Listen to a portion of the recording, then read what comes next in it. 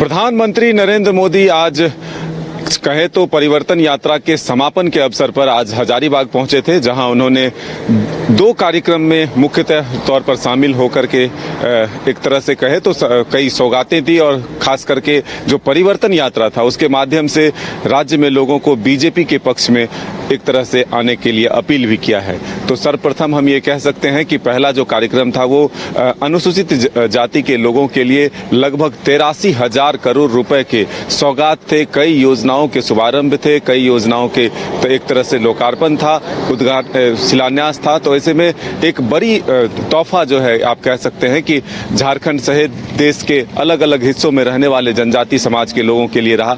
उसके बाद जब मटवारी मैदान यानी कि गांधी मैदान पहुंचे, तब वो पहले जो आदिवासी समाज के प्रबुद्ध जन थे उनसे मुलाकात कर उनसे बातचीत किया और उसके बाद जो बड़ी रैली थी उसमें भव्य पंडाल के बीचों बीच लोगों के बीच पहुंचकर लोगों का अभिवादन स्वीकार किया और उसके बाद जमकर जो वर्तमान सरकार है उस पर बरसते हुए कई तरह की बातों का आश्वासन लोगों को दिया कि अगर बीजेपी की सरकार राज्य में आती है तो क्या कुछ बदलाव हो सकते हैं, क्या कुछ संकेत दिए। हमारे साथ हमारे सहयोगी उदय शंकर भी हैं। उदय से जानेंगे कि परिवर्तन यात्रा की शुरुआत भोगनाडीह से साहेबगंज जिले से हुई और हजारीबाग में समापन हुआ। इसको पहले किस रूप में देखते हैं? क्या दो क्षेत्र को साधने की कोशिश हुई है? देखिए, भोगनाडीह में इससे पहले जब चुनाव हुए थे तो बीजेपी को बहुत अच्छा रिस्पांस नहीं मिला था। वहां संथाल में ज्यादातर सीटें बीजेपी हार गई थी, इसलिए शुरुआत वहां की गई थी। लेकिन ये जो हजारीबाग उत्तरी और दक्षिणी छोटा नागपुर का गढ़ माना जाता है, जहां सांसद और विधायक अक्सर बीजेपी के जीतते आए हैं, तो इस क्षेत्र को भी बीजेपी कहीं से भी कमजोर होने नहीं देना चाहती थी, क्योंकि जो 51 सीटों पर अभी लोकसभा के दौरान भी बढ़त थी, तो ये एक बड़ा फैक्टर था। और यहाँ चूंकि जेएमएम और कांग्रेस की कोशिश है कि वो पलामू प्रमंडल और उत्तरी दक्षिणी छोटा नागपुर प्रमंडल में अगर बीजेपी को चोट दे पाते हैं या ज्यादा सीटों का नुकसान कर पाते हैं तो बीजेपी कमजोर हो जाएगी। तो शायद ये एक रणनीति का हिस्सा था कि हजारीबाग को चुना गया। और देखिए, हजारीबाग की धरती से ही 83,000 करोड़ की सौगात पूरे देश के जनजातीय समुदाय को दी गई है, जिसका 5 करोड़ आदिवासी समुदाय को, पूरे देश भर के आदिवासी समुदाय को इसका लाभ मिलेगा। और इसके साथ साथ एक और कार्यक्रम हुआ जिसे बहुत ज्यादा मीडिया के सामने या मीडिया को वहां सामने जाने की इजाजत नहीं दी गई थी। बाबूलाल मरांडी इस पूरे चीज को कोऑर्डिनेट कर रहे थे कि आदिवासी समुदाय के कई प्रतिनिधियों के साथ मुलाकात की है। बताया जा रहा है कि लगभग 20-25 आदिवासी संगठन के प्रतिनिधि मौजूद थे। पीएम मोदी से उनकी मुलाकात हुई है। पीएम ने उनकी आकांक्षाओं को जाना है, उनके दुख दर्द को समझने की कोशिश की है और उनकी बातों को सुनकर जल्द ही उस पर एक्शन लेने का नाम भी लिया है। पीएम मोदी ने भी अपने भाषण में कहा था कि बिरसा आबा की धरती से उन्हें इस योजना की शुरुआत करने की सोची है। और जाहिर सी बात है, ये एक मैसेज देने की कोशिश है कि हजारीबाग की धरती से, झारखंड की धरती से पूरे देश को एक बड़ी सौगात दी गई है। और देखिए, परिवर्तन यात्रा के समापन समारोह को भी उन्होंने संबोधित करते हुए अपनी पूरी बातें रखी।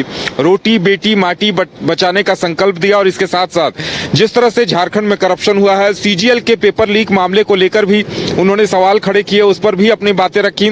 और जिस तरह से उत्साह दिखा, जिस तरह से लोग आए थे जब यूनिवर्सिटी में उनका कार्यक्रम था, जिस मैदान में, वहां महिलाओं को रोकना पड़ा था क्योंकि जो पंडाल बना था वहां जगह कम पड़ गई थी, काफी महिलाओं को बाहर रहना पड़ा।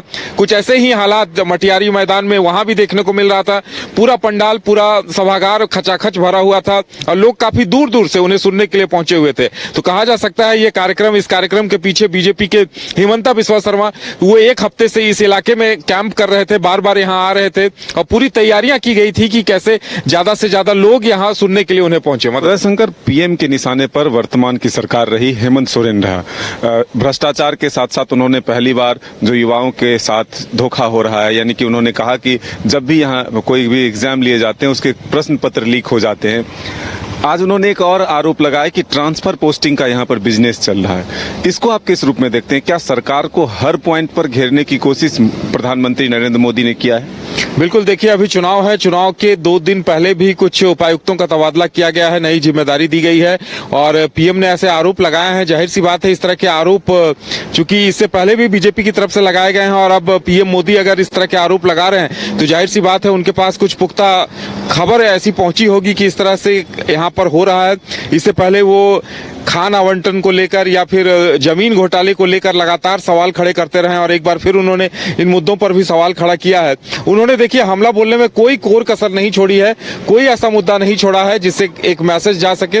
उन्होंने कोशिश की है कि एक मैसेज जाए, क्योंकि देखिए 10-12 दिन के अंदर यहाँ पे चुनाव की भी घोषणा होनी है, आचार संहिता लगने वाली है, तो उसे लेकर पीएम मोदी पूरे फॉर्म में दिखे। और जो उनका सरकारी कार्यक्रम था वहां उन्होंने बहुत कुछ नहीं कहा, वहां योजनाओं की शुरुआत की, योजनाओं का संदेश दिया और कहा कि कहने के लिए बहुत कुछ है, लेकिन जब वहां मैदान में पहुंचेंगे तब वहां उन्होंने अपनी बातें रखी हैं और जेएमएम को, कांग्रेस को पूरी तरह से घेरने का काम किया है। तो आज से हम क्या मान लें कि बीजेपी ने एक तरह से चुनाव प्रचार का शंखनाद कर दिया, निशाने पे सरकार रहा और वो बिंदु रहे जो इस बार के चुनाव प्रचार में बीजेपी अपने इशूज बनाने के लिए तैयार है, चाहे वो बांग्लादेशी घुसपैठिए का मामला हो, रोजगार नहीं मिलने का मामला हो, या फिर सरकार के अंदर जो एक तरह से भ्रष्टाचार के आरोप लगे हैं, यही विषय जो है आगे कंटिन्यू चुनाव प्रचार के दौरान देखने को मिलेगा। बिल्कुल, देखिए बीजेपी के घोषणा पत्र का इंतजार हो रहा है और एक तरह से चुनाव अभियान का आगाज पीएम ने कर दिया है और अभी देखिए बीजेपी का घोषणा पत्र आएगा। बीजेपी ने इस बार एक नई रणनीति बनाई है कि एक घोषणा पत्र पूरे राज्य के लिए नहीं होगा। अभी जो जानकारी सामने आ रही है,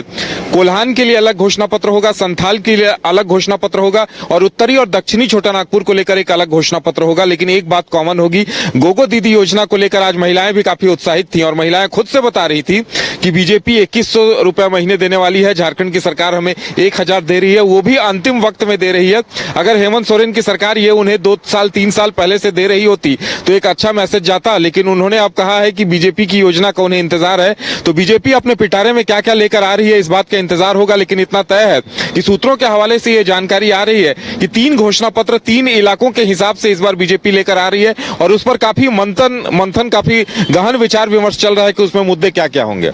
तो फिलहाल आज प्रधानमंत्री नरेंद्र मोदी ने हजारीबाग की धरती से वो उन विषयों को सामने ला दिया है जो इस बार के चुनावी मुद्दे बनने वाले हैं और 5 गारंटी मोदी के जरूर होने वाले हैं, जो कि बीजेपी के नेताओं ने पहले ही आगाह कर दिया है कि इस बार जो चुनाव होंगे उसमें बीजेपी की तरफ से 5 गारंटी होंगे, उसमें से एक गोगो दीदी योजना भी होगी और 4 महत्वपूर्ण योजना या फिर 4 गारंटी क्या होंगे ये आने वाला वक्त बताएगा। लेकिन फिलहाल ये कह सकते हैं कि आज जिस तरह से सरकार पर हमलावर प्रधानमंत्री दिखे हैं, ऐसे में चुनावी मुद्दे जो हैं गर्मा गर्म रहने वाला है।